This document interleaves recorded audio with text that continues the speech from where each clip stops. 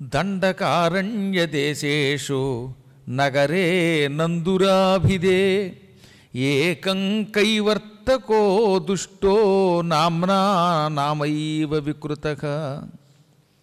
పూర్వం దండకారణ్యంలో,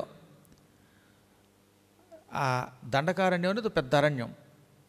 రామచంద్రుడు కూడా దండకారణ్యంలోనే ఒకప్పుడు వనవాసంలో కొంతకాలం ఉన్నాడు.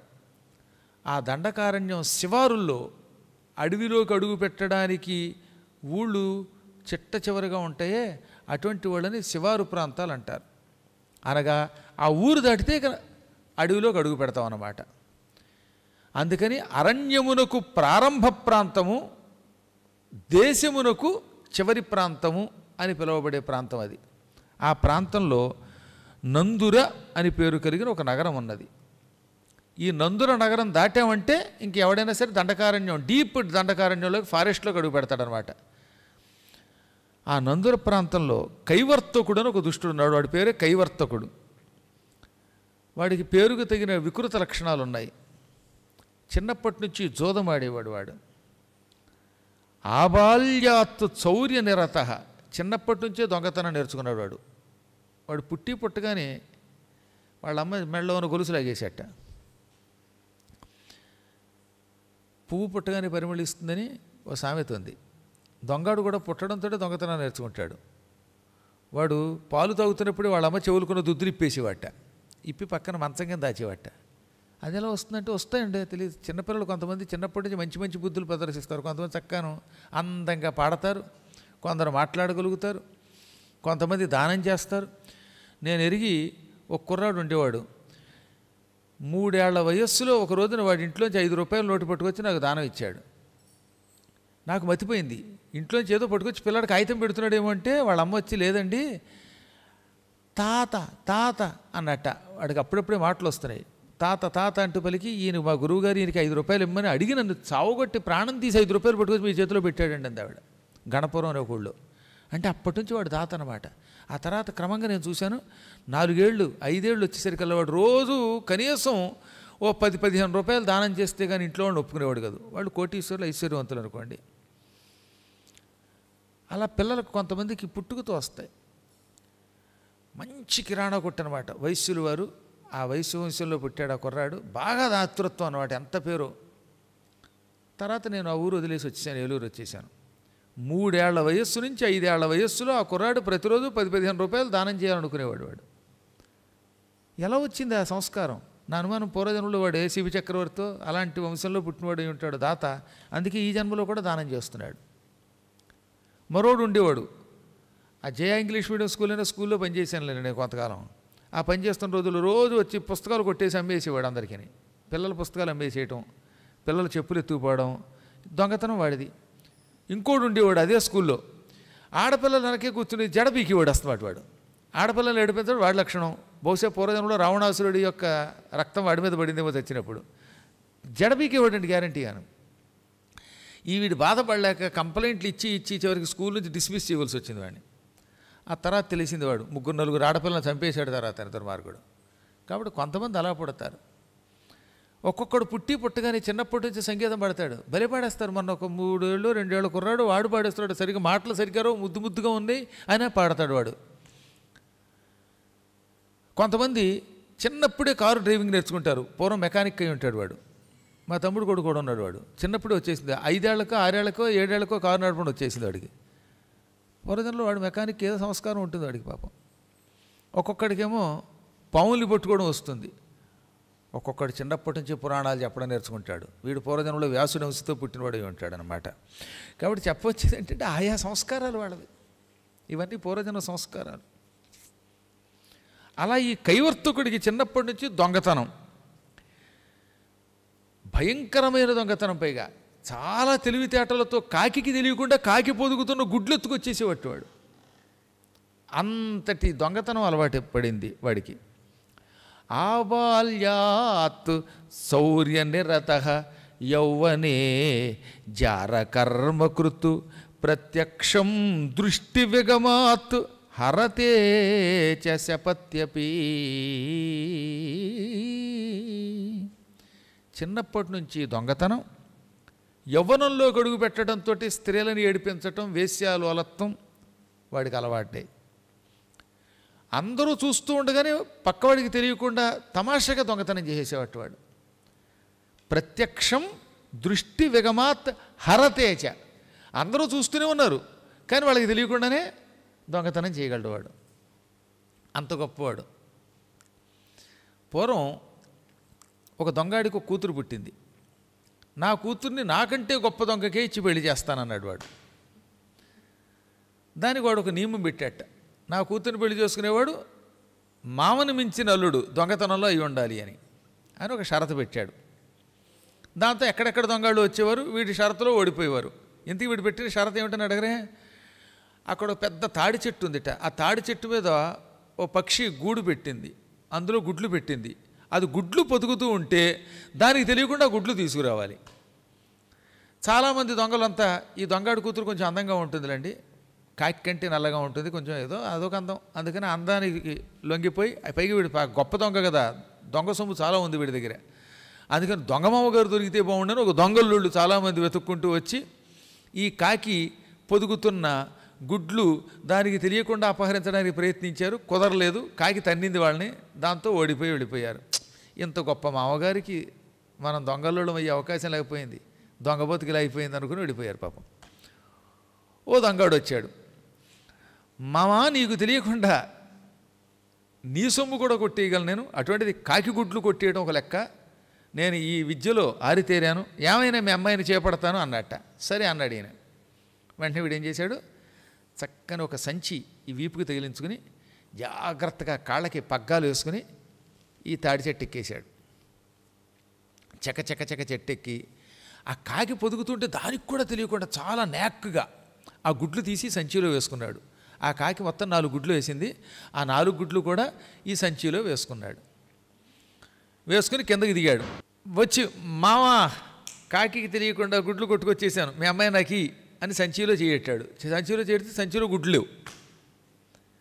వాడికి మతిపోయింది, ఇదేమిటిది, కాకి తెలియకుండా అని బుర్రలో కొక్కుని, కాకి తెలియకుండా అని మళ్ళీ బుర్ర కొక్కుని, కాకి తెలియకుండా అని మళ్ళీ బుర్ర కొక్కుని, ఆ తర్వాత ఈ సంచిలో 4 గుడ్లు వేశానండి మామగారు, మరి ఏమిటో కిందకు వచ్చారు గుడ్లు ఏమంటే, ఆ దొంగాడు కూతురు వచ్చి ఈ గుడ్లేనా అని నవ్వుతూ తీసింది. వీడి చెట్టు ఎక్కి ఆ సంచిలో గుడ్లు వేసుకుంటుంటే వీడికి తెలియకుండా వీడి వెనకాతల చెట్టు ఎక్కి అది ఆ గుడ్లు కొట్టేసిందిట. మామగారు నవ్వి, చూసావా మరి నా కూతురు ఏంటేమిటో, అందుకే ఈ కూతురికి తగిన వాడు కావాలని నిన్ను వెతుక్కున్నాను, నువ్వు పర్వాలేదులే, కాకి తెలియకుండా నువ్వు కొట్టావు, నీకు తెలియకుండా మా అమ్మాయి కొట్టేసింది, మీ ఇద్దరికి బాగా కుదురుతుంది అని దొంగ ముహూర్తంలో దొంగలను పిలిచి దొంగల యొక్క పురోహితుల చేత దొంగ మంత్రాలు చదివిస్తూ దొంగ పెళ్లి చేసేశారు. అలా పెళ్లి చేశారట.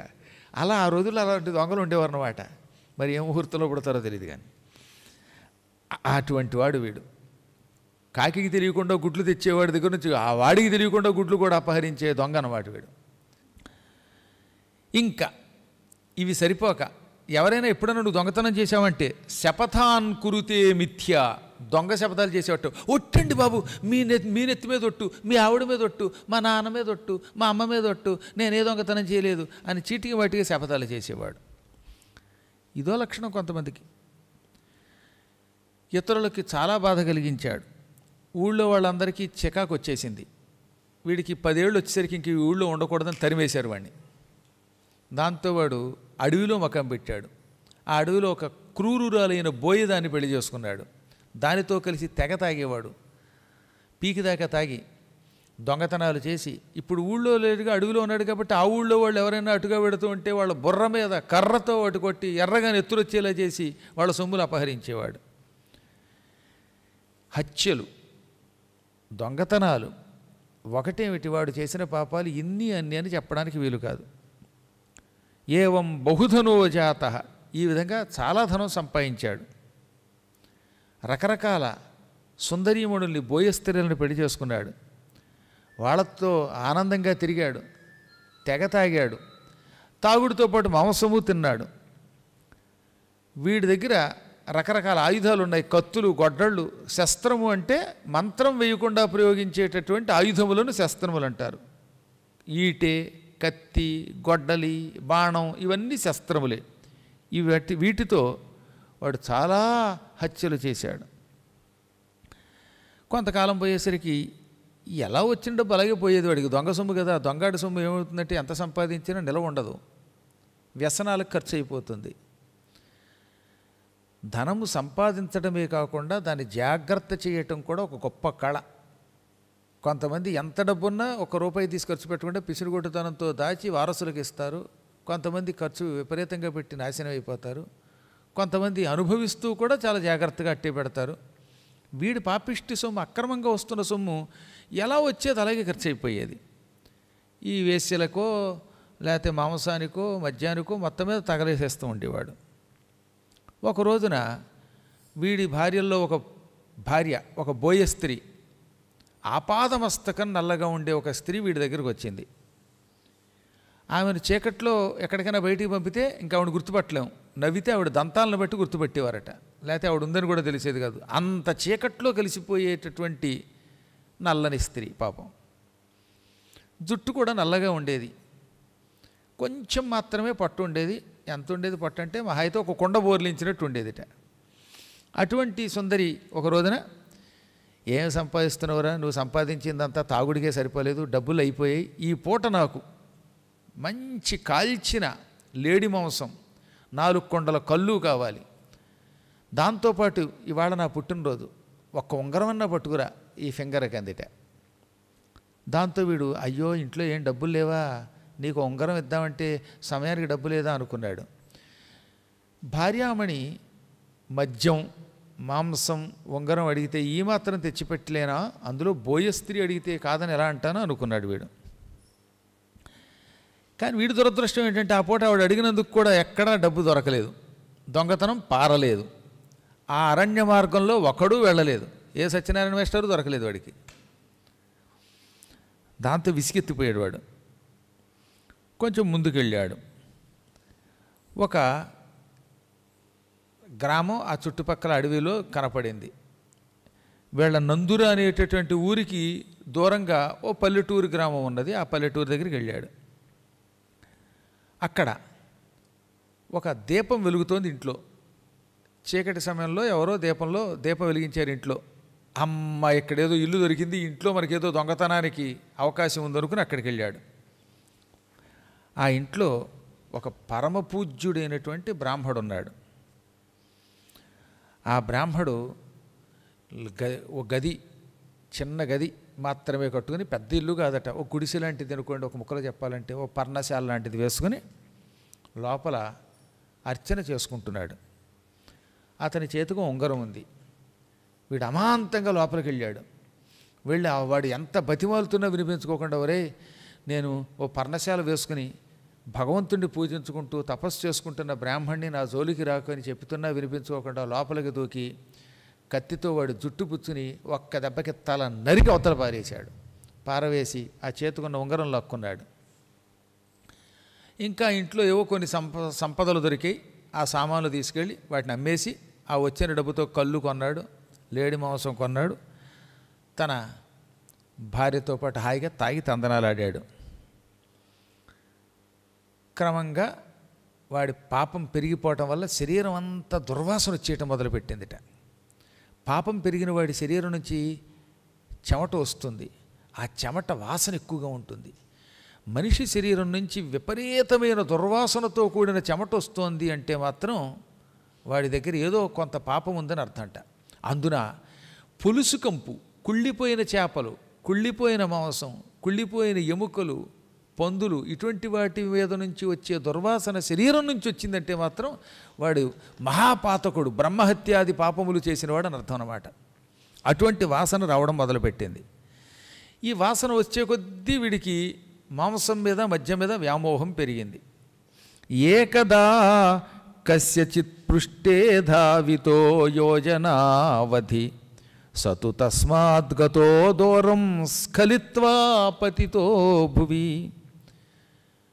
ఒక రోజున వాడికి శరీరం నుంచి నెత్తురు కూడా రావడం మొదలుపెట్టింది. నోట్లోంచి దుర్వాసన రావడం మొదలుపెట్టింది. పురుగులు పడ్డం మొదలెట్టాయి. దాంతో ఈ భోగం స్త్రీలంతా చిచ్చి వీడి దగ్గర వాసన వస్తుంది. పూర్వంలో డబ్బు కూడా సంపాదించడం లేదు, కనీసం తాగడానికి కళ్ళు కూడా తేలేని ఈ దరిద్రుడు మనకు మొగుడేమిటి అని మొట్టికేలేసి గంటేశారు. ఇక నీతో పళ్ళెం, బాగా డబ్బు సంపాదిస్తే మా దగ్గరికి రా, నోటి దుర్వాసన పోగొట్టుకుంటే మా దగ్గరికి రా, శరీరం నుంచి వచ్చి ఈ చెమట కంపు ఇంపుగా మార్చుకోగలిగితే మా దగ్గరికి రా అని గంటేశారు. దాంతో వాడు ఏమి చేస్తే ఈ కంపు పోతుంది అనుకున్నట్ట. అప్పుడు వాడికి చిన్నప్పుడు చుట్టుపక్కల వాడు చెప్పుకునే మాటలు గుర్తొచ్చాయి. మంచి రాజవైద్యం చేయించుకుంటే ఈ కంపు పోతుంది. రాజవైద్యం చేయించుకోవాలంటే డబ్బు బాగా ఖర్చు అవుతుంది. మహారాజుల దగ్గర ఉండే గొప్ప గొప్ప వైద్యులు అంటే మాటలు కాదుగా, ఖరీదైన వైద్యం చేయించుకోవాలంటే డబ్బు కావాలి. ఆ డబ్బు తెచ్చుకొని ఈ జబ్బుని వదిలించుకొని ఆ తర్వాత కొంత డబ్బు పట్టుకుని మళ్ళీ తిరిగి వీళ్ళ దగ్గరికి వెడితే ఆరోగ్యం బాగుపడి డబ్బున్న నన్ను వీళ్ళు సేకరిస్తారు. కాబట్టి డబ్బు కావాలనుకున్నాడు. డబ్బు కోసం ఎక్కడ వెతికినా వాడికి డబ్బు దొరకలేదు, సరైన క్యాండిడేట్ దొరకట్లేదు. డబ్బున్న వాళ్ళు ఎవరు వీడికి దొరకట్లేదు. దొరికిన వాళ్ళేమో ఏకాంతంగా దొరకడం లేదు. కొంతమంది దగ్గర డబ్బున్న వాళ్ళు ఆ మార్గంలో వెళుతున్నారు, కానీ వాళ్ళు కూడా భటులతో వెళుతున్నారట. పూర్వం మంచి సెక్యూరిటీతో వెళ్ళేవారు. అలాంటి వాళ్ళ దగ్గరికి వెళ్తే వాళ్ళు వీడిని చంపుతారు. ఒక్కడు మహాభటులతో యుద్ధం చేసి బతకలేడు. అందువల్ల వీడు సమయం కోసం డబ్బు కోసం వెతికాడు. ఇలా ఉండగా ఒకనాడు వాడికి ఈ నందుర గ్రామంలో మళ్ళీ ఒక ఇల్లు కనపడింది. ఆ ఇంట్లోంచి ఆవునేతి దీపపు కాంతి కనపడింది. ఓహో, మా నందుర గ్రామానికి దగ్గరలో అడవి ప్రాంతంలో ఒక గుడిసె కనపడుతోంది. ఈ గుడిసెలో దీపం వెలుగుతోంది. దీపం ఉందంటే ఖచ్చితంగా ఇందులో ఎవడో ఉంటాడు. ఊరికి దూరంగా ఉన్నటువంటి గుడిసె కాబట్టి ఒంటరిగా ఉండి ఉంటాడు. ఆ మాత్రం ఎవడో బ్రాహ్మడు ఇందులో ఉండకపోతాడో, ఉంటే వాడి దగ్గర ఉంగరమైనా దొరకకపోతుందా అనుకుని కత్తి పుచ్చుకుని అక్కడికి వెళ్ళాడు. అది ఇల్లు కాదు, ఒక ఆశ్రమం, పర్ణశాల. ఆ పర్ణశాలలో గణేశ్వరుడి మట్టి బొమ్మ ఉన్నది. మట్టి విగ్రహాన్ని తయారు చేసుకుని ఎవరో ఒక గణేశ్వరుడి యొక్క బొమ్మను పెట్టుకుని పూజిస్తున్నారు. వ్యవహారంలో విగ్రహం బొమ్మ అంటాం, కానీ మనం పూజించేవాడికి అది భగవంతుడే. ఇప్పుడు మీరు నా ఎదురుగుండా చూస్తున్నది విగ్రహం, కానీ నాకు అది విగ్రహంలో అనిపించదు. నాకు అక్కడ ఆయనకి దండం పెడితే ఎప్పుడు విఘ్నేశ్వరుని చూసినట్టే ఉంటుంది, విఘ్నేశ్వరుడికే దండం పెట్టినట్టు ఉంటుంది. ఆ ఆశ్రమంలో పెద్ద గణేశ విగ్రహం, మృద్విగ్రహం తయారు చేసుకుని, మట్టి విగ్రహం చేసుకుని ఎవరో ఒక ఆయన పూజిస్తున్నాడు. విఘ్నేశ్వరుడికి పక్కన ఒక ఆవునేతితో దీపం వెలిగించాడు. ఎక్కడి నుంచో ఆవునేతి తెచ్చుకున్నాడు, ఓ ప్రమిద తెచ్చుకున్నాడు, ప్రమిదలో నెయ్యి పోశాడు, అందులో 3 ఒత్తులు వేశాడు. దీపారాధనకి నియమం ఏమిటంటే ముందు నెయ్యి పోయాలి, తర్వాతే ఒత్తులు వేయాలి. ఒత్తులు వేసాక నెయ్యి పోయకూడదు. సాధ్యం అంటే నేతితో కూడినది, ముందు నెయ్యి పోయము. ఇదిగో ఇలాంటి ఒక కుందె తెచ్చుకో, ఓ ప్రమిద తెచ్చుకో, దాంట్లో నెయ్యి పోయి ఆ తర్వాత అందులో ఏం చేయాలి, 3 ఒత్తులు వేయాలి. త్రివర్తి సంయుక్తం, 3 ఒత్తులతో కూడినది. దీపానికి 3 ఒత్తులు ఉండాలండి. 2 కుందులు ఉంటే పర్వాలేదు, రెండింట్లో 2 రెళ్ళు 4 ఉంటాయి కాబట్టి 3 కంటే ఎక్కువ ఉంటాయి కాబట్టి పర్వాలేదు. కానీ ఒకే ప్రమిద పెట్టినప్పుడు ముందు నెయ్యి పొయ్యాలి, లేక నూనె పొయ్యాలి, అప్పుడు అందులో 3 ఒత్తులు వెయ్యాలి. ఒత్తులు నానిన తర్వాత అప్పుడు అగ్గిపెట్టెతో వెలిగించు. అగ్గిపెట్టెతో వెలిగించకూడదని ఎవడో చెప్పాడే, అది ఉట్టి అబద్ధం. అగ్గిపెట్టెతో వెలిగించకూడదని ఏమైనా పురాణాల్లో చెప్పారా? ఆ రోజులు అగ్గిపెట్టెలు ఉన్నాయా?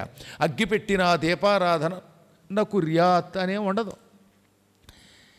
ఎవడో అగరత్తులు 4 ఎక్కువ ఖర్చు అవుతాయని కంపెనీ వాడు అలా చెప్పుంటాడు, అగరత్తుతో వెలిగించాలని. అవన్నీ ఉట్టి అప్రామాణికాలు. హాయిగా అగ్గిపెట్టితో దీపారాధన చేసుకోండి. నిప్పు పెట్టు అన్నాడంతే అక్కడ. సాధ్యం త్రివర్తి సంయుక్తం వన్నినాయోజితం ప్రియం, అప్పుడు దాన్ని నిప్పు పెట్టు, అగ్ని దానికి ముట్టించు అన్నాడు. అగ్ని ఎలా అయినా పర్వాలేదు, ఎలా అంటే అగ్ని అయినా పర్వాలా, అది అగ్గిపెట్టా గిగ్గిపెట్టా ఇవేం అక్కర్లా. కాబట్టి ఏం చేయాలన్నమాట, మళ్ళీ గుర్తుపెట్టుకోండి. ముందు నెయ్యి పొయ్యండి, అందులో 3 ఒత్తులు వేయండి, అప్పుడు దానికి నిప్పు ముట్టించండి. అప్పుడు దాన్ని దీపారాధన అంటారు. గృహాణ మంగళం దీపం త్రైలోక్యతిమిరాపహం. ఈ మంగళ దీపమును స్వీకరించుము, పెట్టుము అక్కడ. అది ఎటువంటి దీపం? త్రైలోక్యతిమిరాపహం, 3 లోకాలలో ఉన్న కటిక చీకటిని తొలగిస్తుంది అది. కాబట్టి దీపం అలా వెలిగించాలి. అలా ఆ లోపల ఉన్న ఆయన విఘ్నేశ్వరుడి పక్కన ఒక దీపం వెలిగించాడు. ఆ దీపం ధగ ధగ ధగ వెలిగిపోతున్నది. ఆ దీపపు కాంతిలో రాత్రిపూట విఘ్నేశ్వరుణ్ణి అందులో ఉన్నాయని పూజిస్తున్నాడు. ఆయన ఒక 3 పదులు 30 సంవత్సరముల వయస్సు కలిగి ఉన్నాడు. నల్లని ఒత్తైన గడ్డం ఉన్నది. అంతకంటే నల్లగా ఒత్తుగా ఉన్న జటాజోటాలు ధరించారు. జోటము అంటే జడల ముడి అన్నమాట. జడల్ని ముడి కింద కట్టుకుని ధరించి ఉన్నాడు. చెవులకు రుద్రాక్షలు ఉన్నాయి ఆయనకి. బంగారపు రంగులో ఉన్నాడు ఆయన. మంచి అందంగా ఉన్నాడు. విభూతి పూసుకున్నాడు ఆపాదమస్తకం. విభూతి లేకుండా గణపతిని పూజించకూడదు, శివుణ్ణి పూజించకూడదు. తన సంప్రదాయాన్ని అనుసరించి వైష్ణవులైతే 3 నామాలు ఊర్ధ్వనామాలు పెట్టుకోవాలి. శైవులైతే లేక స్మార్తులైతే వేద సంప్రదాయానికి చెందిన వాళ్ళైతే విభూతి 3 రేఖలు ధరించాలి. ఇవి లేకుండా భగవత్ పూజ చేస్తే అది వ్యర్థం. బొట్టు అని ఒక పదార్థం ఉండేది పూర్వం, అసలు తీశారు. ఇప్పుడు చాలామంది చూస్తే మనకి భర్త ఉన్నాడా లేడా, లేకపోతే వాళ్ళు నిజంగా హిందువులే కాదా అని అనుమానం వస్తుందన్నమాట మనకి. ఆ మధ్యన పాపం ఒక ఆవిడ ఇలాగే ఏమీ లేకుండా రాగానే, అయ్యో ఎంత చిన్న వయసులో నీకు ఎంత కష్టం వచ్చిందమ్మా అన్నాడు మా పక్కనున్న స్నేహితుడు. ఆవిడ తలపోయి నాకేం కష్టం వచ్చిందంటే, అప్పుడే పోయాడమ్మా మీ ఆయన అంటే, తంత అని ఏమనుకుంటున్నావు అంది. మరి బొట్లేదు ఏమిటంటే, అదే ఫ్యాషన్ అండి అంది. ఏం ఫ్యాషన్, మోషన్ అది. అది కర్మం ఏమిటో. కాస్త ఇంత బొట్టెట్టుకుంటే ఎంత అందం అండి అసలు. నా నుదుటికి ఇంత బొట్టు ఇంత విభూతి ఉంది కాబట్టి అందంగా కనబడుతుంది నా ముఖం. భగవంతుడు మనకి ఇచ్చిన నుదురు బొట్టు పెట్టుకోమని ఇచ్చాడు. తిలకం వల్ల కాంతి జ్ఞానం లభిస్తాయి, భగవంతుని అర్చనకి అర్హత లభిస్తుంది. కాబట్టి విభూతి, అందులో కాస్తంత బొట్టు పెట్టుకోండి. ఆడవాళ్ళు కాస్త తిలకం ధరించండి, కుంకుమ పెట్టుకోండి. స్టిక్కర్లు మానేయండి. స్టిక్కర్ల వల్ల ఎప్పటికైనా సరే యముడి దగ్గరికి స్టిక్కర్ అయిపోతారు. కాబట్టి దిక్మాలను స్టిక్కర్ పక్కన పారేయండి అంతే. అప్పుడప్పుడైనా జడ అని ఒక పదార్థం ఉంటుంది, జడ మెడకి వేళ్లాడేటట్టుగా వేసుకోండి. లేకపోతే జుట్టు వరబోసం తిరుగుతుంటే ఉత్తిష్టంతు భూత పిశాచాహ అనే మంత్రం చదువుకోబుద్ధి వస్తుంది అన్నాడు. భూత పిశాచాల్లో కనబడుతుంది అక్కడికి. 100 సార్లు ఇలా తోసుకొని దిక్కుమాల జుట్టు. అదేం జుట్టు అండి బాబు, రామరామ. చూస్తేనే చాలా భయం వేస్తుంది అనమాట. పట్టపగలే దెయ్యాలు భూతాలు తిరుగుతున్నట్టుగా అని నేనల్లా, వ్యాసుడు అన్నాడు. మళ్ళీ ఈ మాట అన్నది వ్యాసుడు, నా మీద పడకండి. మీరు ఎలా తిరిగినా నాకు సంబంధాలు, వ్యాసుడు చెప్పాడు కాబట్టి మీకు చెబుతున్నాను. కాబట్టి జడ వేసుకోవటం, కాస్త విభూతి పెట్టుకోవటం, బొట్టు పెట్టుకోవటం, ఇవన్నీ పెట్టుకుని చక్కగా అందంగా కూర్చొని పూజ చేస్తే భగవంతుడు అనుగ్రహం పొందుతాం. ఆ మహానుభావుడు విభూతి పూసుకున్నాడనమాట. విభూతి లేని నుదురు చూడకూడదట. దిగ్భస్మరహితం ఫాలం దిగ్గ్రామం అశివాలయం దిగ్ అనీశార్చనం జన్మ దిగ్విద్యాం అశివాశ్రయాం. విభూతి లేని నుదురు పనికిమాలినది. దిక్ అంటే నింజము, పనికిమాలినది. ఛీ, నీ నుదుటి విభూతి లేదా, అయితే నువ్వు పనికిమాలిన వాడివి. దిక్ విద్యాం అశివాశ్రయాం, శివుడి నామం లేని విద్య పనికిమాలిన విద్య. అందుకే అక్షరాభ్యాసం చేసినప్పుడు ఓం నమ శివాయ సిద్ధన్నమః అనే మంత్రం రాయించి అప్పుడు విద్యాభ్యాసం చేయిస్తారు. అప్పుడే అది నిజమైన విద్య. శివాలయం లేని గ్రామంలో అన్నం తినకూడదు. అందుకే ఇన్ని శివాలయాలు కట్టడం. ఇక్కడ శివుడు ఉన్నాడు కాబట్టి ఇక్కడ తినే అన్నం అవుతుంది. లేకపోతే అది అన్నం కాదు, సున్నం, కన్నం. అది పనికిమాలినది. అది దిగ అనీశార్చనం జన్మ. నువ్వు మానవుడివై పుట్టాక శివుణ్ణి పూజించకపోతే నీ జన్మే దండగన్నారు. ఈశ్వర అర్చన లేని జన్మము కాదు. ఆ మనిషి కాదు, వాడు పశువుతో సమానం. ఎందుకంటే దరిద్రపాటలు దేవా పాపిని అనుకుంటూ బొట్టు తీసేసి శ్మశానంలో శవాల్లాగా కూర్చుని భయంకరాకారాలతో దిక్మాలను వేసుకుని డ్రెస్సులు వేసుకుని ఆదివారం పూర్వం పాడేవారు. ఇప్పుడు ఆదివారం లేదు, ఇంకోటి లేదు, ఎప్పుడు చూసినా పాటలే, దరిద్ర పాటలు. చచ్చిపోతున్నాను వాడు వింటే. మహాపాపం అవి, పిశాచిపు లక్షణాలు అవి. ఎంత పవిత్రమైనది మంది, ఎంత బొట్టు పెట్టుకుని ఎంత అందంగా ఉంటారు చూడండి. అవి తీసేసి అలా కూర్చుంటే వాళ్ళని చూస్తే అసహ్యం కలుగుతుంది, జుగుప్స కలుగుతుంది. కాబట్టి తప్పక ఈశ్వరుని అర్చించాలి. అందుకే ఆ ఆశ్రమంలో దీపం వెలిగించి గణపతి యొక్క మట్టి విగ్రహం పెట్టుకుని దానికి ఎదురుగుండా జటాజూటములు ధరించి విభూతి పూసుకున్న ఒక ఆయన గణేశ్వరుణ్ణి ఆరాధన చేస్తున్నాడు. జపంతం గణనాథస్య జపంతం గణనాథస్య మంత్రం నామ సమన్వితం. జపంతం అంటే జపం చేసుకుంటున్నవాడు అనమాట. గణనాథస్య మంత్రం జపంతం నామ సమన్వితం. ఓ పక్కనేమో గణపతి నామాలు ఉచ్చరిస్తున్నాడు, గణపతి మంత్రాన్ని జపిస్తున్నాడు ఆయన. ఓం గం గం గణేశాయ నమః అంటున్నాడు. అటువంటి ఒక మహానుభావుణ్ణి చూశాడు. ఒక్క క్షణకాలం వీడికి ఆశ్చర్యం కలిగింది.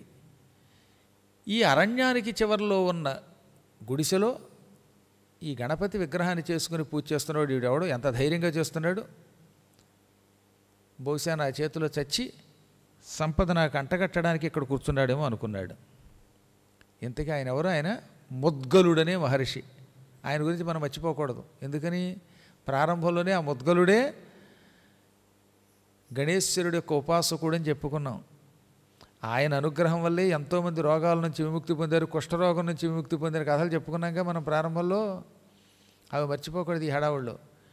పూర్వం భీముడనే ఒక రాజుగారు ఉండేవారని, ఆయన భార్య చారుహాసినని, వాళ్ళకి ఒక కొడుకు పుట్టాడని పనికిమాలినవాడు, ఈ ముద్గలుడు యొక్క అనుగ్రహంతో బాగుపడ్డాడని భృగు మనకు కథ చెప్పాడుగా ప్రారంభంలో. అవన్నీ మర్చిపోయి ఉంటారులేండి. నిన్నటి రోజు రాజుగారి పేరు ఏమిటంటే ఆరుగురిని అడిగినా ఎవరు చెప్పలేదు వాళ్ళు. ఏ రోజు ఆ రోజు అలా మర్చిపోవటం చాలా మంచిది, అదొక అదృష్టం. మరుపు వల్ల ఎన్నో లాభాలు ఉన్నాయి. కానీ పాత కథలు ఎప్పుడూ కూడా పురాణ కథలు అలా గుర్తుకు తెచ్చుకుంటూ ఉండాలంటే నెమరు వేసుకోవాలి. దానివల్లే భగవంతుడి అనుగ్రహం తొందరగా కలుగుతుంది. ఎందుకు మర్చిపోతున్నామంటే దాని మీద దృష్టి లేకపోవటం వల్లే. దృష్టి ఉంటే ఎందుకు మర్చిపోతాం? పొద్దుటి లేవగానే కాఫీ కాఫీ అండో, కాఫీ మర్చిపోతున్నావా? మర్చిపోవు. రాత్రి ఇప్పుడు ఇంటికి వెళ్ళగానే టిఫిన్ అంటాం, అది మర్చిపోం. తిండి మర్చిపోం, కాఫీ మర్చిపోం, టీ మర్చిపోం, మనకిచ్చిన బెర్త మర్చిపోం, మన ఇల్లు మర్చిపోం, ఇంట్లో సుఖాలు మర్చిపోం, ఎక్కడో కొనుక్కున్న స్థలం మర్చిపోకుండా షాపింగ్ కాంప్లెక్స్ కట్టుకోవడం మర్చిపోం. కానీ ఈ కథలు మర్చిపోతాం, అందులో పాత్రల పేర్లు మర్చిపోతాం. ఎందుకు మర్చిపోతున్నాం అంటే అవి వింటే ఏమిటి, వినకపోతే మనకు వచ్చే నష్టం ఉంది అనిపిస్తుంది, అంతే కదా. అదే మహాపాపం. ఆయన ముద్గలుడే గణేశ్వరుడి యొక్క భక్తుల్లో చాలా గొప్పవాడు. మీకు గుర్తుందా? ఈ భీముడు అనేవాడికి దక్షుడని కొడుకు పుట్టాడని, తన తల్లి కమలతో పాటు వాడు 12 ఏళ్ళు పెరిగిన తర్వాత అడవికి గంటపడ్డాడని, వాళ్ళు ఒక ఆలయంలో పడుకున్నారని, శివాలయంలో పడుకున్నట్టుగా ఒక రోజున ఎవరో ఒక ఆయన పెడుతూ ఉంటే ఆయన శరీరపు ధూళిపడి వాడు రోగం పోయిందని, ఆయనే ముద్గలుడని చెప్పాం మీకు. ఆ ముద్గలుడి దగ్గరికి వెళ్ళాడు ఆ దక్షుడు. వెళ్ళాక ఆయన దగ్గర గణేశ ఉపాసన పొందాడు, తరించాడు. ఆ మహర్షి ఇప్పుడు ఇక్కడ తపస్సు చేసుకుంటున్నాడు, గణేశ్వరుని పూజిస్తున్నాడు. ఖడ్గముద్యమ్య నిష్కోశం ముద్గల శాంతికం యయౌ. వరలో నుంచి కత్తిలా దూసి ఆ ముద్గలుడి దగ్గరికి వెళ్ళాడు. వీడిని చంపేసి ఈ గుడిసెలో ఏముంటే పట్టుపోదాం, కనీసం దీపపు కుందులు పట్టుకుపోయినా పర్లేదు కదా. దీపపు కుందులు వెండివి బంగారంవి కూడా ఉన్నాయిట్లేండి అక్కడ, అందువల్ల ఇవి పట్టుకుపోవచ్చు అనుకుని దగ్గరికి వెళ్ళాడు. కైవర్తకో నామనామాహం హంతుం కృతమతిస్తదా జగలుస్తస్య శస్త్రాణి ఖడ్గోపి దృఢముష్టితః. వరలో నుంచి కత్తి దూసి ఆయన దగ్గరికి ఎడుతున్నాడు. ఎంతలో ఆయన ఇలా పక్కకి తిరిగి చూశాడు. ఎదురుగుండా ఈ దుర్మార్గుడు కైవర్తకుడు కనపడ్డాడు. కైవర్తకుడు ముద్గలుడిని చూశాడు. ముద్గలుడి ముఖంలో నుంచి ఒక గొప్ప వర్చస్సు వస్తున్నది. ఆ కాంతిని చూడగానే చెయ్యి వణికింది, చేతిలో ఉన్న కత్తి కింద పడిపోయింది, వీపుకున్న అమ్ముల పొది కింద పడిపోయింది బాణాలతో పాటుగా, ధనుస్సు జారిపోయింది, నడుముకున్నటువంటి ఒక తోలు పటక అది కింద పడిపోయింది, ఆయుధాలన్నీ జారిపోయాయి. నిజానికి గట్టిగా పట్టుకుంటాడు, దృఢముష్టిత, చాలా గట్టిగా పట్టుకున్నాడు కత్తి, అయినా అలా వణికి కిందకి జారిపోయింది. అది ఏమి ఎరగనట్టుగా మహాత్ముడు ముద్గలుడు నవ్వి జహాస అంటే ఒక రకమైన నవ్వు నవ్వి, ఏం బాబు చేతులు ఎందుకు అడుగుతున్నాయి, నర్వస్ వీక్నెస్ వచ్చిందా, వీపుకి గట్టిగా బంధించుకోలేదా అమ్ముల పొదిని, చేత్తో గట్టిగా పట్టుకోలేదా కత్తి, ఎలా పడిపోయాయి ఇవన్నీ, సర్వాణి పతితాని కుతోపద, ఏమొచ్చి కింద పడిపోయాయి ఇవన్నీ అన్నాడు. అప్పుడు కైవర్తకుడు, మహాత్మా మీకు అన్నీ తెలుసుండి నన్ను అడుగుతున్నారు, ఇప్పుడు నాకు అర్థమైపోయింది. నువ్వు నిరంతరం గణపతిని ఉపాసిస్తున్నావు, గణపతిని పూజించిన నీళ్లు నీ శిరస్సును చల్లుకున్నావు, ఆ నీళ్లు నీ వెనకొన నా మీద పడ్డాయి. గణేశ తీర్థస్నానేన మునేహే ఆలోకనేనచ. గణేశ్వరుడికి అభిషేకం చేయగా వచ్చిన నీళ్లు తీర్థం కదా, ఆ తీర్థం నా మీద పడడం వల్ల తీర్థస్నానం చేశాను. ఆ తీర్థస్నాన పుణ్యం వల్ల, నీ ముఖం చూడడం వల్ల నాకు జ్ఞానం వైరాగ్యం రెండూ వచ్చాయి. నాకు తెలియకుండానే శరీరం కంపించింది, హత్య చేయటం మహాపాపం, దొంగతనం మహాపాపం అనిపించింది, చేతిలో ఉన్న ఆయుధాలు జారిపోయాయి. నేను చిన్నప్పటి నుంచి చేసిన పాపాలు ఇన్ని అన్ని అని ఎవరూ చెప్పలేరు. నేను చేసిన పాపాలు 1 కాదు 2 కాదు. ఆ పాపాలని వర్ణించడం, ఆ పాపాల చిట్టా బయటికి తీయడం చాలా కష్టం. ఆకాశంలో నక్షత్రాలు లెక్క పెట్టవచ్చు, కానీ నేను చేసిన పాపాలు లెక్క పెట్టలేము. ఒక వాహనం వెడుతూ ఉంటే ఆ వాహనం చక్రాల నుంచి దుమ్ము పైకి లేస్తుంది, ఆ ధూళి కణాలు కూడా లెక్క పెట్టవచ్చు, నేను చేసిన పాపాలు లెక్క పెట్టలేము. తెల్లవారుజామున శీతకాలంలో ఆకాశం నుంచి కింద పడేటటువంటి మంచు బిందువులు లెక్క పెట్టవచ్చు, నా పాపాలు లెక్క పెట్టలేము. ఆకాశం నుంచి వర్షాకాలంలో కురుస్తున్న వర్షపు నీటి బిందువులు లెక్క పెట్టవచ్చు, కానీ నా పాపాలు లెక్క పెట్టలేము. అన్ని పాపాలు చేశాను. ఇప్పుడు నాకు నీ అనుగ్రహం వల్ల పశ్చాత్తాపం కలిగింది, అందువల్ల ఈ ఆయుధాలు జారి కింద పడ్డాయి. నువ్వు సాధువువి, నన్ను అనుగ్రహించగలవు, కాబట్టి నీ కాళ్ళు పట్టుకుని ఏడుస్తున్నాను, అడుగుతున్నాను, ఈ పాపాల నుంచి నన్ను విముక్తుణ్ణి చెయ్యి బాబో, నన్ను రక్షించన్నాడు. అప్పుడు ముద్గలుడు ఇలా అన్నట్ట, విధి ప్రయుక్తే దానాదౌ నాధికారోస్తి కుత్రచిత్తు తథాపి తే నామజపం కథయామి ప్రసాదతః గజాననస్య పరమం సర్వసిద్ధికరం నృణాం తతః ప్రణామమకరోత్ కైవర్తో ముద్గలం మునిం. ఒరే నాయనా, నాకు నీ మీద జాలి కలుగుతున్నది, నీ పాపాల గురించి నాకు తెలుసు, కానీ ఇప్పుడు నీకు ప్రాయశ్చిత్తం అంత తేలిక కాదు. దానం చేస్తే పాపాలకి ప్రాయశ్చిత్తం అవుతుంది, కానీ నీవన్నీ పాపిష్టి సొమ్ములు, దొంగతనం చేసి సంపాదించిన డబ్బు. ఇప్పుడు కూడా నీ దగ్గర డబ్బు లేదు కాబట్టి ఇక్కడికి వచ్చావు. దానం చేయరా అంటే మళ్ళీ దొంగతనం చేస్తావు. దొంగ సొమ్ముతో దానం చేసి ఏం పుణ్యం సంపాదిస్తాం? ద్రవ్యానికి శుద్ధి ఉండాలి. మంచి డబ్బు దానం చేస్తే పాప ప్రాయశ్చిత్తం అవుతుంది. నీవు నిత్యం పాపిష్టాడివే. ఇతరులను చంపి దొంగతనం చేసి సంపాదించిన డబ్బు ఏం దానం చేస్తే మాత్రం దానివల్ల లాభమేముంది? ఏదో కష్టపడి ఉద్యోగం చేసో, వ్యాపారం చేసో, ఇంకోటి చేసో డబ్బు సంపాదించి దాన్ని దానం చేస్తే పాప ప్రాయశ్చిత్తం అవుతుంది. ఎవడో కసిక్కును పొట్టలో పోటు పొడిచి వాడి దగ్గర నుంచి బంగారం పట్టుకొచ్చి ఆ బంగారం పక్కవాడికి దానం చేస్తే అప్పుడు అది ప్రాయశ్చిత్తం అవుతుందా? కాదు కాదు, ఇంకా పాపం అవుతుంది. కాబట్టి నీకు దానం వల్ల ప్రాయశ్చిత్తం చేసే విధానం చెప్పను. పోనీ ఇంకేమైనా చెబుదామన్నా కూడా నాకు నీ గురించి భయమే. ఇక ఒకటి ఉన్నది. గణేశాయ నమః అని ఒక మంత్రం చెబుతాను, ఓంకారం లేకుండా. నీలాంటి పాపాత్ముడికి, నిత్యం తాగేవాడికి ఓంకారం కూడా చెప్పకూడదు. కాబట్టి ఏం చెప్తాను నీకు?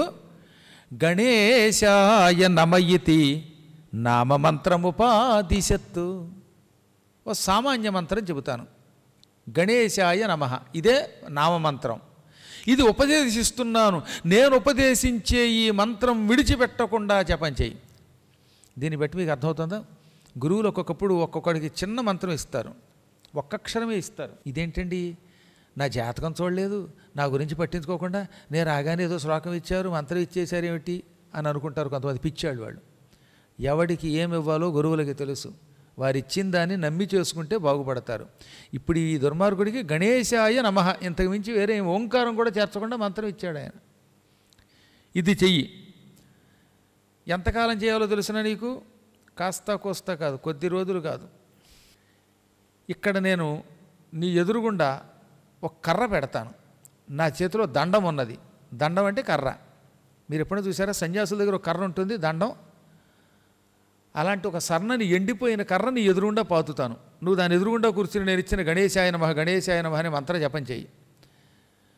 జపం అయిపోయాక ప్రతిరోజు సాయంత్రం కాసిన నీళ్లు పట్టుకొచ్చి ఆ కర్ర మొదట్లో పోయి, ఆ కర్ర చెట్టుగా మారితే నీకు జపసిద్ధి అయినట్టు, నీ పాపాలు పోతాయి, నువ్వు ఉత్తముడు అవుతావు, నువ్వు మహాత్ముడు అవుతావు, లేకపోతే నీకు జపసిద్ధి అవదు పో అన్నాడు. అలాగేనండి అన్నట్టు వీడు ముద్గలుడు, నేను తీర్థయాత్రలకు వెడుతున్నాను, ఈ జపం చేసుకో అని కర్ర అక్కడ పాతేసి వెళ్ళిపోయాడు. ముద్గలుడు వెళ్ళిపోయాడు. వీడు ఎదురుగుండా కూర్చుని ఓం గణేశాయ నమః అనే మంత్రంలో ఓంకారం లేకుండా ఉత్తి గణేశాయ నమః అనే మంత్రం జపం చేశాడు. కాబట్టి ఎప్పుడు గురువుగారిని నాకు ఓంకారం ఇవ్వండి, లేకపోతే ఆ మంత్రం ఇవ్వండి, ఈ మంత్రం ఇవ్వండి అని అడగక్కర్లా. గురువుకి తెలుసు, ఆయన ఏది ఇస్తే అది చేసుకుంటే తరిస్తావు. రోజుకోసారి ఆ మంత్రం చేయనా, ఈ మంత్రం చేయనా, లేకపోతే అంతర్ముఖం అవునా, నీ ముఖం అవునా, ఎందుకు ఇవన్నీ గొడవ? గురువుగారికి తెలియదా నీకేం ముఖం ఇవ్వాలో? నీ ముఖానికే నీ ముఖం ఎలా ఉందో తెలియదు. ఇంకొకసారి 100 సార్లు అడగడం ఎందుకు? ఆయన సమయం చూసి ఇస్తాడు, ఇచ్చిన దాన్ని జపం చేస్తే బాగుపడతాం. ఆయన చెప్పినట్టు మాత్రం చేస్తే చాలు. చెప్పినట్టు చెయ్యం. గురువుగారు మీరు ఎలా చెబితే అలా చేస్తానంటాం, కానీ నాకు ఇలా చెయ్యాలనిపించట్లేదు, నాకు గౌరవం కావాలి, నాకు సమాజం కావాలి. నీ సమాజం నీకు ముక్తిస్తుందా? సమాజం నీకు ముక్తిస్తుందా? ప్రయచ్చతి గురుఃప్రీతో వైకుంఠం యోగి దుర్లభం. గురువు తలుచుకుంటే యోగులకి కూడా లభించని వైకుంఠం ఇవ్వగలడు. ఆ గురువుని అంతలా భక్తితో సేవించాలి. మళ్ళీ దొంగ భక్తితో కాదు, తాత్కాలిక భక్తితో కాదు. ఇదిగో చాలామంది ఉంటారు, ఇంకేముంది మీరు ఎలా చెబితే అలాగే నడుచుకుంటాం. చూస్తూ ఉంటాంగా మా చుట్టాల్లో కూడా, ఇంట్లోకి వచ్చేదాకా నువ్వు గురువి, నువ్వు ఎలా చెబితే అలా చేస్తా ఉండడం, ఇంట్లోకి వచ్చాక లోకు కట్టి నెత్తి మీద డామని బాంబు వేయడం. ఇటువంటి వాళ్ళ శిష్యులంటే, వీళ్ళ జీవితంలో మహాస్థాయి పొందడం అంటే ఎలా పొందుతారండి వీళ్ళ మొహం? గురుస్థాయి తెలియాలి. ఆ స్థాయి తెలియాలంటే మహామహోపాసన కావాలి, దివ్య దృష్టి కావాలి, భగవంతుడు అనుగ్రహం కావాలి. ఇంకెంతకు మించి దాని గురించి అనవసరం చెప్పడం కూడా.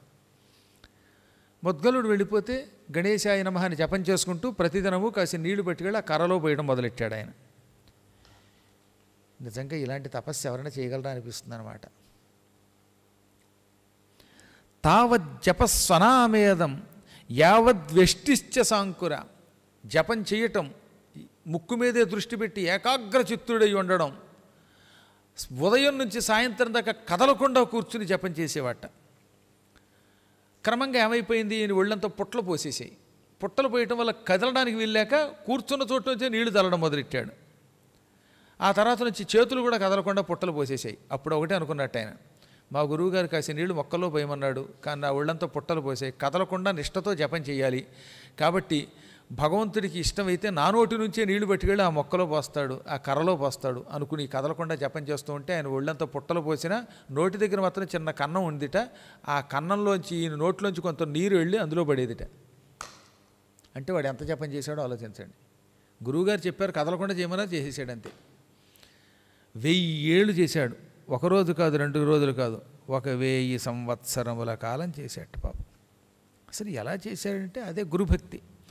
నాకు మా గురువు గారి మీద భక్తి ఉన్నది, ఆయన అనుగ్రహంతో నా ప్రాణం పోదు, కాబట్టి నేను జపం చేస్తూనే ఉంటాను అనుకుంటూ 1000 సంవత్సరముల కాలం చేశాడు ఆయన తపస్సు. ఒళ్ళంతా పుట్టలు పోసేసింది, ఇంక పుట్టలోంచి లేవలేకపోయాడు. భగవంతుడి యొక్క అనుగ్రహం వల్ల ఒక నోరు దగ్గర మాత్రం ఆ పుట్ట కాస్త ఒక రంధ్రం ఇచ్చింది. అందులోంచి నోట్లోంచి ప్రతిరోజు సాయంత్రంకి వచ్చే నీరు వెళ్ళి దండంలో పడేది. క్రమంగా అది ఏమైపోయింది, దానికి కొమ్మలు వచ్చేసాయి. ఆ దండం చూస్తూ ఉండగా విచిత్రమైన వృక్షంగా మారిపోయింది. ఆ వృక్షానికి పువ్వులు పూసాయి, పళ్ళు కూడా వచ్చాయి. ఈలోపు గురువుగారు ప్రపంచమంతా తీర్థయాత్రలు చేసి చేసి చేసి చేసి ఒకరోజున హఠాత్తుగా, అవును కైవర్తకుడనే ఒక శిష్యుడికి జపం చేయమన్నాను, వాడు ఎదురుగుండా దండం పెట్టాను, వాడి విషయం మర్చిపోయాను, 1000 ఏళ్ళు తీర్థయాత్రలోకి పోయాను, ఇప్పుడు ఆ శిష్యుడు ఏం చేస్తున్నాడో చూడాలనిపించి అక్కడికి వచ్చేట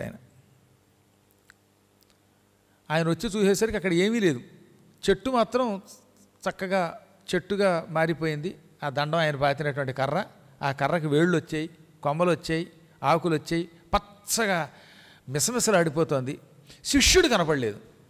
శిష్యుడు లేడు, కర్ర మాత్రం చెట్టు అయిపోయింది. ఏమయ్యాడని చూస్తే గణేశాయ నమః గణేశాయ నమః అని సన్నని కంఠం వినపడుతోంది. ఎవడరా కనపడడం చూస్తే అంతా పుట్టలే. అప్పుడు అర్థమైంది ఈ పుట్టల్లో ఉన్నాడు వీడని. ఒళ్ళంతా వల్మీకములు వచ్చినా తపస్సు చేస్తున్నాడు అనమాట. అప్పుడు ఆయనకి మరీ ఆశ్చర్యం కలిగేసింది. చేతులకు కాసి నీళ్లు తీసుకుని కమండల జలం ఆ పుట్ట మీద జల్లి, శిష్య నాకు నీ దర్శనం ఇప్పించన్నట్ట. చూస్తూ ఉండగా పుట్టంతా పక్కెళ్ళిపోయింది. లోపల విఘ్నేశ్వరుడు తప్ప ఈయన లేడు, శిష్యుడు లేడు, వినాయకుడు ఉన్నాడు లోపల. ఇదేంటిది, నా శిష్యుడు ఉంటే ఆ స్థానంలో విఘ్నేశ్వరుడు ఉన్నాడు ఏమిటి అనుకున్నట్టు ఆయనకి. ఇంత ఏం జరిగిందో తెలుసా, ఈ శిష్యుడు అలా గణేశాయ నమః అనే మంత్రం మా గురువుగారు ఇచ్చారు, ఆయన ఇచ్చినట్టే చేస్తాననే గురుభక్తితో చేస్తూ ఉంటే చెయ్యగా చెయ్యగా చెయ్యగా ఈయనకి గణపతి రూపం వచ్చేసిందిట. ఆ లోపల కూర్చున్నవాడికి అచ్చం గణపతి రూపం వచ్చేసింది. దానికి ఏమని పేరు అన్నమాట, సారూప్యము అని పేరు. ఆయనకు తొండం వచ్చేసింది, కళ్ళు అచ్చం ఏనుకళ్ళు, నెత్తి మీద కిరీటం వచ్చింది, బొజ్జొచ్చింది. ఆ లోపల ఉన్నవాడు అచ్చం పూర్తిగా గణేశ్వరుడే. ప్రాప్తవంతం గణేశస్య సారూప్యం కరయోగతః. గురువుగారు తన చేతితో అతని నెత్తి మీద పెట్టి మంత్రం ఇవ్వడం వల్ల, గురువుగారి కర్ర ఎదురుగుండా పెట్టి జపం చేయమండం వల్ల, అతడు కూడా పరమ గురుభక్తితో గణేశ మంత్రం చేయటం వల్ల పూర్తిగా గణేశ రూపం పొందాడు. అప్పుడు ఈయన దగ్గరికి వెళ్ళి, నాయన కైవర్తక అంటే పలకట్లేదు, శిష్యుడి మీద ప్రేమతో తల మీద చేయబెట్టి అలా నిమిరాడు. అప్పటికి గురువుగారి యొక్క హస్తస్పర్శ వల్ల, గురువుగారంటే భక్తి ఉండడం వల్ల ఇది గురువుగారి స్పర్శ అని కనిపెట్టి కళ్ళు విప్పాడు. అప్పుడేం జరిగింది, ఆయన కన్నుల్లోంచి ఒక అగ్నిజ్వాల వంటి కాంతి కనుబొమ్మల మధ్యలోకి వచ్చింది. ఈ కంటిలోంచి ఒక అగ్ని వచ్చి ఈ కనుబొమ్మల మధ్యలో చేరింది. ఆ కనుబొమ్మల మధ్యలోంచి కోటి సూర్యుల కాంతి వెలుగుతూ గురువుగారిలో ప్రవేశించేసింది. భ్రూ అంటే కనుబొమ్మలు, ఈ భ్రూ మధ్యం నుంచి ఒక సొండం బయలుదేరింది గనక, కాంతి బయలుదేరింది గనక అతనికి భృసుండి అని పేరు పెట్టాడు గురువుగారు. ఆ రోజు నుంచి కైవర్తకుడు భృసుండి అయిపోయాడు. ఎక్కడ దొంగ? ప్రాయశ్చిత్తంగా గురువుగారు ఇచ్చిన మంత్ర జపం చేయటం ఏమిటి, గణేశ రూపం రావడం ఏమిటి, అతని కనుబొమ్మల్లోంచి అద్భుతమైన కాంతి రావడం ఏమిటి? ఆ క్షణమే భ్రూమధ్యాత్ నిర్గతాసుండ భృసుండీతి తతో నృప. ఇదంతా ఇంద్రుడు చెబుతున్నాడు ఎవరికి? సూరసేన మహారాజు గారికి. నా విమానం పైకి రావాలంటే దానికి ఒక్క పని చేయాలి, మనం చెయ్యాలంటే నీకు ఒక కథ చెబుతున్నాను విను అని ఈ కథ చెప్పడం మొదలెట్టాడు. ఎందుకు చెప్పాడో తర్వాత తెలుస్తుంది మనకి. ఆనాడు భృసుండి అని పేరు కలిగిన ఒక ముని తయారయ్యాడు. ఆ భృసుండి మహాయోగి, విఘ్నేశ్వర రూపంలో ఉన్నాడు. కేవలం గురువుగారు ఇచ్చిన మంత్రజపం చేస్తున్నాడు. ఆ సమయంలోనే గురువుగారు ఆశ్చర్యపోయి అతనికి వేసి చూస్తూ ఉండగానే ఇంద్రాది దేవతలు అక్కడికి వచ్చారు.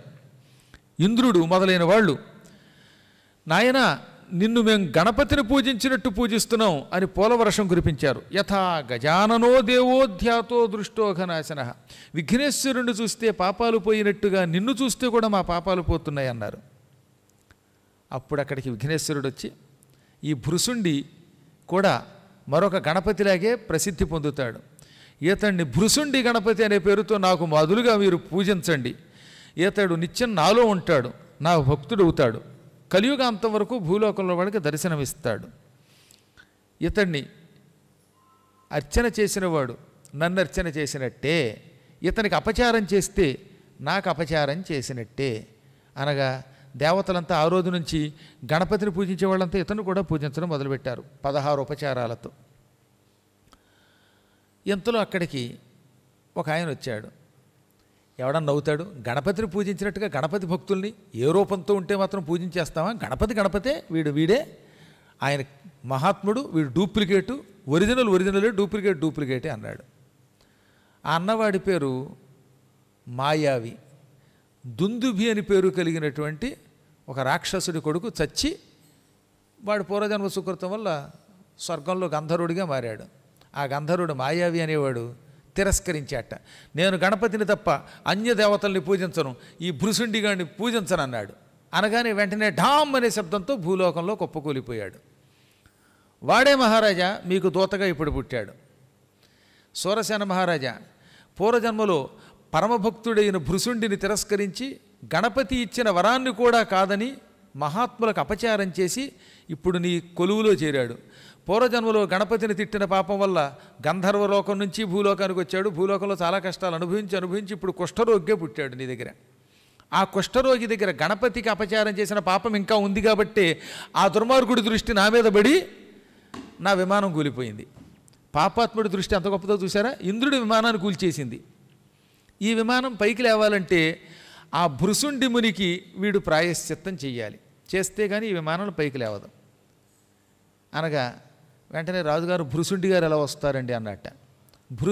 భృసుండితో పాటుగా గణపతి కూడా మన దగ్గరికి రావాలంటే ఒకటే ఒక మార్గం ఉన్నది, అదే సంకటహర చతుర్థి వ్రతం. సంకటహర చతుర్థి వ్రతం అని ఒక గొప్ప వ్రతం ఉన్నది. ఆ వ్రతాన్ని భక్తి శ్రద్ధలతో ఆచరణ చేసినట్టయితే భృసుండి గారు ఇక్కడికి వస్తారు. వస్తే ఇక మనకున్న కష్టాలన్నీ తొలగిపోతాయి. అయితే సంకటహర చతుర్థి వ్రతం ఎలా చేయాలి? ఇంద్రుడే చెప్పాడు. ఈ వ్రతం చాలా సులభం చేయటం.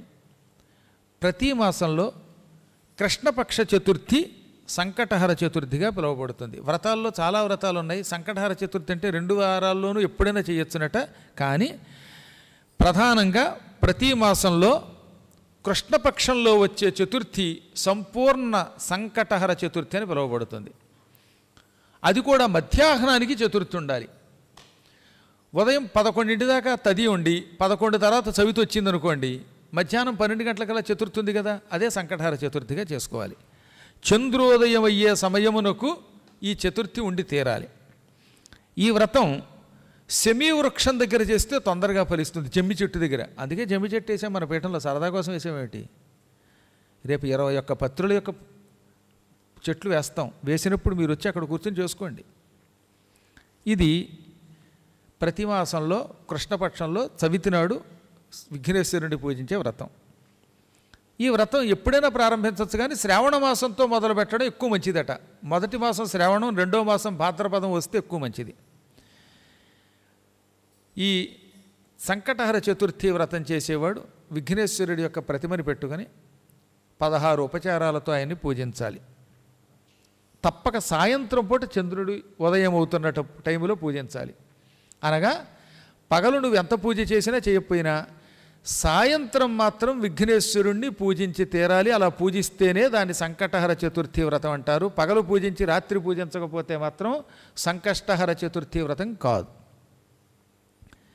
శ్రావణ మాసంలో నెయ్యి, లడ్డు ఈ 2 విడివిడిగా విఘ్నేశ్వరుడికి నివేదన చేయాలట. కాస్త నెయ్యి నివేదన చేయాలి, లడ్డూలు నివేదించాలి. మోదకాలంటే ఇక్కడ లడ్డూలు. ఈ 2 నివేదన చేసి మనము తినాలి, ఇతరులకి పెట్టాలి. ఇది నివేదన చేయకపోతే సంకటహర చతుర్థి వ్రతం కాదు. గుర్తుపెట్టుకోండి, శ్రావణ మాసంలో నెయ్యి లడ్డు తిని తీరాలి. చతుర్థి వ్రత కథనంలో 59వ అధ్యాయంలో గణేశ పురాణంలో ఉపాసనాఖండంలో చెప్పబడింది. ఇక 2వ మాసం భాద్రపద మాసం. ఈ మాసంలో పెరుగు నివేదించాలి. కమ్మని పెరుగు, పులుపు రాకూడదు. పుల్ల పెరుగు పనికిరాదు. బాగా పైన మేగడ కూడా ఉండాలి. ఆ పెరుగు నివేదించి తాము కూడా పెరుగన్నం తినాలి, ఇతరులకి పెట్టాలి. ఆశ్వీజ మాసంలో మాత్రం చవితి నాడు ఉపవాసం ఉండి ఏ పిండో సత్యనారాయణ ప్రసాదం లాంటిదో తినాలి. ఆ రోజు మాత్రం అన్నం తినకూడదు. కార్తీక మాసంలో పాలు, పానకం స్వామివారికి నివేదన చేయాలి, తాము తినాలి, ఇతరులకి పెట్టాలి. పాలు పానకం అంటే తినడం అంటే తాగడం అన్నమాట. ఇక్కడ మళ్ళీ మార్గశిర మాసంలో ఉపవాసం ఉండాలి. ఇందాక చెప్పినట్టుగా ఏ పిండో చేసుకోవాలి. అది కూడా సాత్వికమైన పిండి. మళ్ళీ ఏమిటి, ఉప్పుడు పిండి తినచ్చన్నాం కదా అని మంచి పోపు టాపు లేచిపోయేలా చేసుకుని జీడిపప్పులు వేసుకొని వేరుశనగ గుళ్ళు వేసుకుని దానికి మళ్ళీనేమో చట్నీ చేసుకుని సాంబారు వేసుకుని మళ్ళీ ఉల్లిపాయ సాంబారు వేసుకుని తింటే అది చతుర్థి వ్రతం కాదు. కేవలం ఉప్పుడు పిండి, అందులో ఉప్పు తప్ప ఎక్కువ పోపు ఉండకూడదు, చట్నీ నంచుకోకుండా తినాలట. ఏ విధమైన అనుపానాలు ఉండకూడదు, ఉట్టి పిండే తినాలి. పుష్యమాసంలో గోమూత్రం పానకం నివేదించి తాగాలి. మాఘమాసంలో నువ్వులు నివేదించాలి, తాము కూడా ప్రసాదంగా తినాలి. పాల్గొన మాసంలో పంచదార, నెయ్యి నివేదన ప్రసాదంగా సేకరించాలి. చైత్రమాసంలో పంచగవ్యం అంటే ఆవు నుంచి వచ్చే 5 పదార్థాలు. గవ్యం అంటే ఆవు నుంచి వచ్చే పదార్థం. అవి పంచగవ్యం అంటే 5 ఆవు నుండి వచ్చే పదార్థములు. ఏమిటది? ఆవు పాలు, ఆవు పెరుగు, ఆవు నుండి వచ్చే నెయ్యి, ఆవు పేడ, ఆవు మూత్రం. ఈ 5 కొంచెం కలిపి నివేదన చేసి తాము తినాలి. కొందరికి అనుమానం, ఆవు పెరుగు ఎలా వస్తుందండి, పాలు వస్తాయి కదా అని. మళ్ళీ పిచ్చి ప్రశ్న కాదు. పాలు కాచి తోడు పెడితే పెరుగు అవుతుందని అర్థం. ఆవు నెయ్యి అంటే డైరెక్ట్గా నెయ్యి వస్తుందనే. ఆవు పాలు తోడుపెట్టి చిలికి అందులోంచి వెన్న తీసి కాస్తే నెయ్యి వస్తుందన్నమాట. సరే, పేడ ఎలాగో డైరెక్ట్గా ఇస్తుంది, మూత్రం కూడా ఇస్తుంది. 5 కొద్ది కొద్దిగా కలిపి నివేదన చేసి పుచ్చుకోవాలి. పంచగవ్యం అంటారు దాన్ని. వైశాఖ మాసంలో బీజములను అంటే విత్తనములను, మొలకల్ని తినాలి. పెసలు, గోధుమలు, కందులు ఇటువంటివి నానబెట్టుకుని కొంచెం మొలకలు వచ్చాక స్వామివారికి నివేదించి తాము తినాలి. సన్నగా మొలకలు వస్తాయి కదా, ఈ మధ్య చాలా తింటున్నారు, మరి మొలకలు బాగా తింటున్నారు ఎక్కువగా. జ్యేష్ఠ మాసంలో అన్నం మీద బాగా నెయ్యి పోసి నేతితో తడిపియ్యాలి. ఒక విధంగా చెప్పాలంటే నేతిలో ముంచిన అన్నం నివేదన చేయాలట. ఆ అన్నం తాము కూడా తినాలి, ఇతరికి పెట్టాలట. ఇంత అన్నం తీసుకోండి, అంతా నెయ్యి పోయండి. ఇప్పుడు ఏమవుతుంది, మెతుకు మెతుకు నెత్తుతో నిండిపోతున్నావునా, అది నివేదన చేసి తింటే అసలు ఎంతో రుచిగా ఉంటుంది, మంచి నెయ్యి. ఆషాఢ మాసంలో తేనె నైవేద్యం పెట్టి దానిని తీర్థంగా తీసుకోవాలి. ఇలా 12 మాసములు శుక్లపక్షం కాకుండా కృష్ణపక్షంలో ఉన్న చతుర్థి నాడు విఘ్నేశ్వరుణ్ణి పూజిస్తూ ఇలా నివేదన చేస్తూ తాము స్వీకరిస్తూ ఉంటే వాటిని పదార్థాలని అక్కడికి సంకష్టహర చతుర్థి వ్రతం సంపూర్ణం అవుతుంది. యావజ్జీవితం చేయొచ్చు, కానీ కనీసం ఒక ఏడాదన్నా ఇలా చెయ్యాలి. అప్పుడు వాడికి సకల సిద్ధులు వస్తాయి, మహాపాపాలు పోతాయి. అటువంటి వాడి దగ్గరికి భృశుండు వస్తాడు. భృశుండు వచ్చాడంటే విఘ్నేశ్వరుడు వస్తాడు, ఇంకా వాడికి తిరుగుండదు. అనగానే వెంటనే సూరసేన మహారాజు గారు ఈ పాపిష్టాన్ని కూర్చోబెట్టి, ఇంద్రుణ్ణి అక్కడే కూర్చోబెట్టి సంవత్సర కాలం వ్రతం తాను చేశాడు. చివరికి ఆ వ్రతం పూర్తవగానే భృశుండి అనే మహర్షి వచ్చాడు. వెంటనే ఈ కుష్ఠరోగి ఆయన కాళ్ళు పట్టుకుని, ఏది ఈ రాజుగారు దోత, పూర్వజన్మలో నేను తెలియక గణపతి లాంటి మిమ్మల్ని తిరస్కరించానండి, భక్తుల్ని తిరస్కరించకూడదని అర్థమైందండి, క్షమించండి అనగానే వాడు రోగం పోయింది, వాడి పాపం పోయింది. పోగానే విఘ్నేశ్వరుడు అక్కడ ప్రత్యక్షమయ్యాడు. రావడంతో కూలిపోయిన ఇంద్రుడి విమానం రివ్వున పైకి లేచిపోయింది. ఇంద్రుడు గారు టాటా అని చెప్పి వెళ్ళిపోయాడు, టాటా బిర్లా చెప్పి వెళ్ళిపోయాడు. ఆయన ఇంద్రుడు కావాలంటే ఒంటరిగా వెళ్ళగలడు, కానీ వ్రతం చేయకపోతే పాపానికి ప్రాయశ్చిత్తం ఉండదు అనే విషయం లోకానికి చెప్పడం కోసం ఈ పని చేశాడు. ఎంత ఇంద్రుడైనా విఘ్నేశ్వరుడి పూజించవలసిందే, బ్రహ్మైనా పూజించవలసిందే అని లోకానికి చెప్పడానికి ఆ పని చేశాడు ఆయన. ఆ విమానం తిరిగి వెళ్ళిపోయింది. అప్పటి నుంచి సూరసేన మహారాజు విడిచిపెట్టకుండా సంకష్టహర చతుర్థి వ్రతం చేసేవాట. ఈ వ్రతం చేసేవాళ్ళు మాత్రం ఎట్టి పరిస్థితుల్లో కోపం పొందకూడదు, గురుద్రోహం చెయ్యకూడదు, పిల్లనిచ్చిన మామగారి మీద ఒంటికాల మీద లేవకూడదు, అత్తగారిని నీకు బుద్ధి ఉందా లేదా, నీ కూతురు ఇలా పెంచేమేమిటని అనకూడదు, అత్తమామల్ని తల్లిదండ్రుల్లో చూడాలి, భార్యని గౌరవించాలి, తల్లిదండ్రుల్ని పూజించాలి, గురువులకి ప్రదక్షిణ చేయాలి. ఇవన్నీ చేసి ఈ వ్రతం చేస్తేనే వాడు బాగుపడతాడు. కొంతమంది దిక్కుమాలాళ్ళు వ్రతం చేస్తారు కానీ నియమాలు పాటించరు. నియమం పాటించకపోతే ఉపయోగం అది. నశ్రేయో నియమం వినా, నియమము లేనిదే శ్రేయస్సు లేదు, వ్రతం యొక్క ఫలితం ఉండదు. రాసేవాళ్ళు ఈ నియమాలు తప్పనిసరిగా రాయండి. వ్రతాలకి ఈ నియమాలు ఉండాలి, ఇవి లేకపోతే ఇంకేమిటి ఉపయోగం. తర్వాత అన్నిటికంటే గొప్పతనం ఏంటో తెలుసా, మంగళవారంతో కూడిన బహుళ చతుర్థి నాడు, కృష్ణపక్ష చతుర్థి మంగళవారం కలిసి వస్తే ఆ రోజు చేసిన వ్రతం 1000 రెట్లు ఎక్కువ ఫలితం ఇస్తుంది టండోయ్. అత్యంత మంగళప్రదమైనదట ఆ వ్రతం. సూరసేనుడు యావజ్జీవితం చేసి తరించాడు అని ఈ కథను ఎవరెవరికి చెప్పారని చెప్పుకున్నాం. భృగు మహర్షి ఎవరికి చెప్పాడు? సోమకాంత మహారాజు గారికి, ఆయన భార్య సుధర్మకి చెప్పాడు అత్యంత పవిత్రమైన ఈ కథని. ఇక్కడికి మనకి 9 రోజుల కార్యక్రమం మన అదృష్టవశాత్తు పూర్తయింది. స్వస్తి ప్రజాభ్య పరిపాలయంతాం న్యాయ్యేన మార్గేణ మహీం మహిషాః గోబ్రాహ్మణేభ్యः శుభమస్తు నిత్యం. లోకాః సమస్తాః సుఖినో భవంతు.